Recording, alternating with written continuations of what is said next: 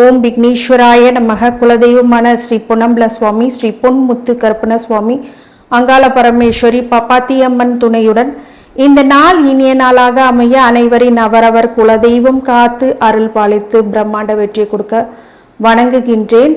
இன்று பிறந்த நாள் மற்றும் திருமண நாள் காணும் அனைத்து சொந்தங்களுக்கும் என்னுடைய நல்வாழ்த்துக்கள். ஜூலை 2026 மாத ராசி பலன்களை இப்போது நம்ம பார்க்கலாம். நேரடியாக மேஷ ராசிக்கு நம்ம போயிடலாம். இப்போ இந்த ஜூலை மாதம் 2026க்கான மேஷ ராசி கிரக நிலைகள் அப்படின்னு சொல்லும் போது செவ்வாய் 2ஆம் இடத்துலையும் உங்களுக்கு புதன் 3ஆம் இடத்துக்கு, அதாவது ஜூலை 4க்கு பிறகு சுக்கிரன் 5ஆம் இடத்துக்கு வரார். ஜூலை 7ஆம் தேதிக்கு அப்புறம் புதன் 3ஆம் இடத்துக்கு வருகிறார். சூரியன் ஜூலை 16க்கு அப்புறம் 4ஆம் இடத்திற்கு, அது வரைக்கும் சூரியன் புதனும் சேர்ந்து ஒரு பூதாத்திய யோகத்தை உருவாக்குகிறார்.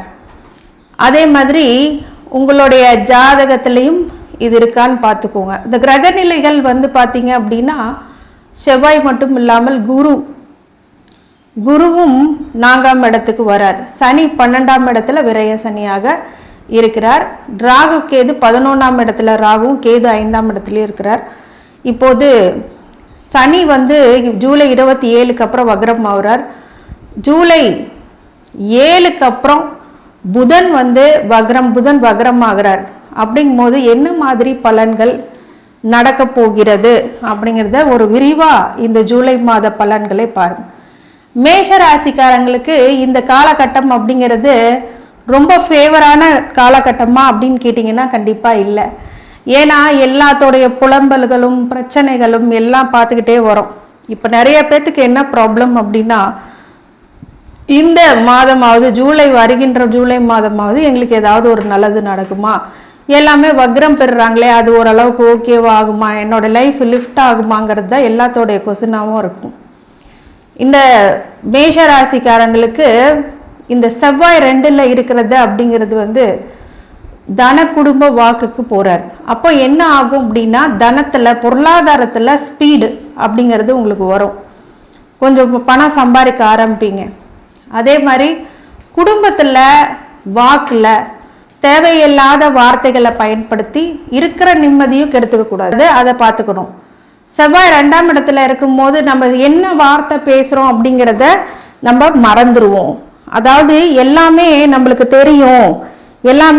தெரியும் அப்படின்னு நினைச்சிட்டு ஒரு விஷயங்கள் நம்ம பண்ணுவோம். குடும்பத்துல எடுத்து பேசுறது, குடும்பத்துக்கு தகுந்த மாதிரி இல்லாம இருக்கிறது அப்படிங்கிற விஷயம்லாம் இப்போ வரும். அப்ப இந்த செவ்வாய் 2ஆம் இடத்துக்கு வரும்போது வேகம் இருந்தாலும் விவேகமும் இருக்கணும் அப்படிங்கிறது தான் உண்மையான விஷயம். அதுக்கப்புறம் உங்களுடைய ஜாதகத்து சூரியன் புதன் அது 4ஆம் இடத்துக்கு வராரு. 3ஆம் இடத்துல புதன் வக்ரம் ஆகுறாரு. அப்ப எப்போ ஆகுறாரு, அவர் ஒரு ஜூலை 7க்கு அப்புறம் 7ஆம் இடத்துல 4ஆம் இடத்துல புதன் வருது, 4ஆம் இடத்துல சூரியன் வராரு.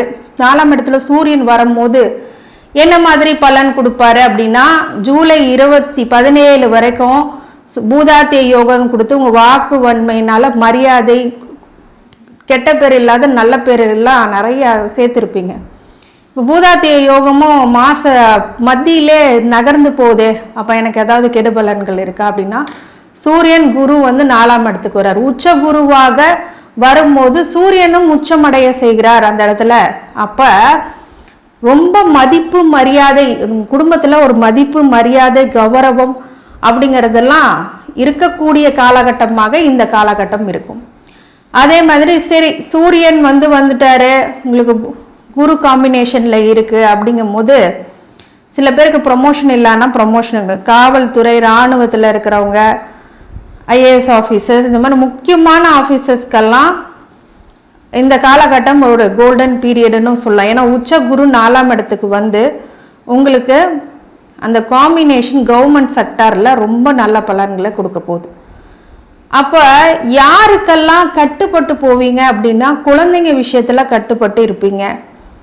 அதே மாதிரி கவர்மெண்ட் வைஸ்ல சர்வெண்டா இருக்கிறவங்க, கவர்மெண்ட் ஆஃபீஸில் டிபார்ட்மெண்ட்ல ஒர்க் பண்றவங்க, அவங்க எல்லாமே அந்த அரசாங்க விதிப்படி நீங்க அது கட்டுப்பட்டு நடப்பீங்க.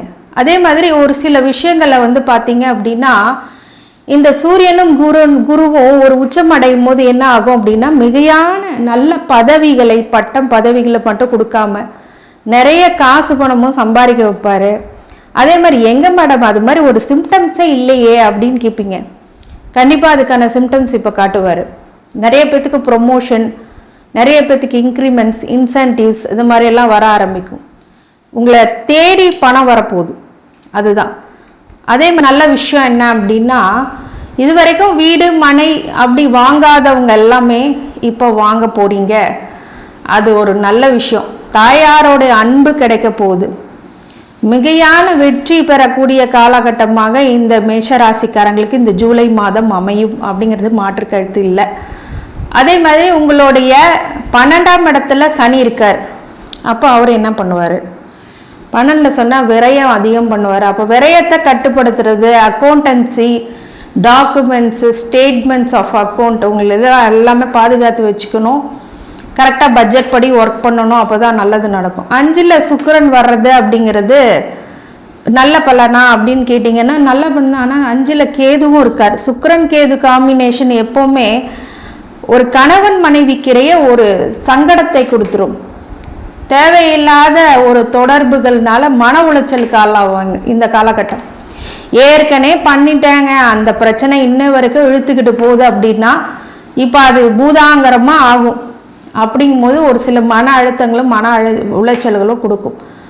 வீட்டில் குழந்தைங்க இருந்தாங்க அப்படின்னா அந்த குழந்தைங்களுடைய விஷயத்தில் கவனமாக இருக்கணும். காதலில் சொதப்புவது எப்படிங்கிற மாதிரி உங்களுக்கு காதலில் ஏதாவது ஒன்று சொதப்புவீங்க. இப்போ லவ் லைஃப்பில் இருக்கிறவங்க ஏதாவது ஒன்று குழப்பம் பண்ணிகிட்டே இருப்பீங்க. அப்போ இந்த மாதிரி சொதப்பல்கள் குழப்பங்கள் எல்லாம் ஏற்படக்கூடிய காலகட்டம். அதனால் கொஞ்சம் கவனமாக இருக்கணும். ஆணாக இருக்கும் போது பெண்ணுக்கிட்டேயோ, பெண்ணாக இருக்கும் போது ஆணுக்கிட்டேயோ கொஞ்சம் கவனமாக இருக்கணும். சரி, வேற என்ன? 11ல் ராகு இருக்கார். இது உச்சபட்ச லாபஸ்தானத்துக்கு இருக்கார். அப்போ லாபஸ்தானத்தில் ராகு இருந்தால் பிரம்மாண்டமான ப்ராஃபிட்டை கொடுக்க போகிறார். அந்த ப்ராஃபிட்டை நீங்கள் எடுத்துக்கக்கூடிய விஷயமா இருக்கணும். 11ல் ராகு வந்தாலே கண்டிப்பாக ப்ராஃபிட் கொடுத்துருவார். அப்போ ப்ராஃபிட்டை நீங்கள் எடுக்கிற அளவுக்கு நீங்கள் இருக்கணும். அப்போ ராகு உங்களுக்கு மிகையாக அள்ளி கொடுக்க காத்திருக்கார். பெல்ல தொழில் ஸ்தாபனம், தொழிலை விரிவாக்குறது. இப்போ நான் கொஞ்சம் அளவில் ஒரு சின்ன கடை வச்சுருக்கேன்னா கொஞ்சம் விரிவு பண்ணுவீங்க. ஏற்கனவே ஒரு பிரான்ச் வச்சுருக்கேன், பல இடத்துல பிரான்ச் வைப்பீங்க, பல இடத்துல பிரான்ச்சஸ் வைப்பீங்க. ரொம்ப சூப்பராக உங்களுடைய காலகட்டம் அப்படிங்கிறது நகரப்போகிறது அப்படிங்கிறது தான் மேஷராசிக்காரங்களுக்கு இருக்குது. எங்கெல்லாம் கவனமாக இருக்கணும் அப்படின்னா புதன் வக்ரம் ஆகிறாரு, சனி வக்ரம் ஆகிறாருனால டாக்குமெண்டேஷன்ஸ், அப்புறம் இது உங்களுடைய ஆவணங்கள், ஓகேவா, இன்கம் டேக்ஸ் ப்ராப்பராக பே பண்ணுறது, அப்புறம் வந்து உங்களுடைய வரவு செலவு கணக்குகளை உங்களை கண்ட்ரோலில் வச்சுக்கிறது, இந்த மாதிரி விஷயங்களில், காதல் விஷயங்களில், இந்த மாதிரி விஷயங்கள்லாம் ரொம்ப கவனமாக இருக்கணும். எங்கே வந்து ரொம்ப ப்ராஃபிட் கொடுக்க போகுது இந்த ஜூலை மந்த் அப்படின்னு கேட்டிங்கன்னா இந்த சூரியன் குரு உங்களுக்கு சூப்பரான குரு உச்ச குருவாக 4ஆம் இடத்துக்கு வரும்போது மிகையான ஒரு லக்ஸுரியஸ் லைஃபு, செட்டில்மெண்ட் ஆகிறது, வீடு மனை வாங்கிறது, தாயாரோடைய அன்பு கிடைக்கிறது, தாயாரோடைய சொத்து கிடைக்கிறது போன்ற விஷயங்கள்லாம் நன்மையாக அதிகமாக கொடுக்கும். சூரியனோட சேர்ந்து உச்சத்தை தொடுகிறார் அப்படிங்கிறது ஒரு ப்ளஸ்ஸு. ராகு 11ல் இருக்கிறது, இதெல்லாம் வந்து உங்கள் வாழ்க்கைக்கு இப்போது ஒரு சூப்பரான ஒரு ஸ்டெப்பு கொடுக்க போது. அந்த நெரட்டிவ் எடுத்து நீங்கள் நல்லா பண்ணீங்க அப்படின்னா, நல்லா அந்த இந்த காலத்தை உபயோகம் கரெக்டாக பண்ணிட்டீங்க அப்படின்னா, யூஸ் பண்ணிக்கிட்டிங்கன்னா மிகப்பெரிய ஒரு வெற்றி அப்படிங்கிறது மேஷ ராசிக்காரங்களுக்கு சாத்தியமாகும். இந்த விரய சனியை பற்றி கவலைப்படுறதில்லை. இந்த உச்ச குருவும் உச்ச சூரியனும் உங்களுக்கு நன்மை பண்ண போகிறார். புதன் வக்ரமாக இருக்கிறதும் சனி வக்ரம் அடையும் போதும் கொஞ்சம் ஜாக்கிரதையாக இருக்கணும். செலவினங்களில், ஆவணங்களில், டிரான்சாக்ஷன்ஸில், இந்த மாதிரி விஷயங்களில். அப்போது இந்த ஜூலை மாதம் என்ன வழிபட வேண்டும் அப்படின்னா முருகப்பெருமானை வழிபடுறது ரொம்ப நல்லது. மகாலட்சுமியை வெள்ளிக்கிழமை வழிபடுங்க. அதே மாதிரி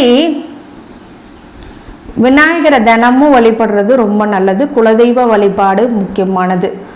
அந்த முக்கியமான வழிபாடுகளை பண்ணிட்டீங்கனாலே வாழ்க்கையில் மிகப்பெரிய வெளிச்சத்தை நீங்கள் கண்டிப்பாக தொடுவீர்கள் அப்படின்னு சொல்லி இந்த மேஷ ராசிக்காரங்களுக்கு அனைத்து ஐஸ்வர்யங்களும் சகல சௌபாக்கியங்களும் மன நிம்மதியும் ஆரோக்கியத்தை கொடுக்க வேண்டும் வேண்டி வணங்குகின்றேன். வாழ்க வளமுடன். வணக்கம்.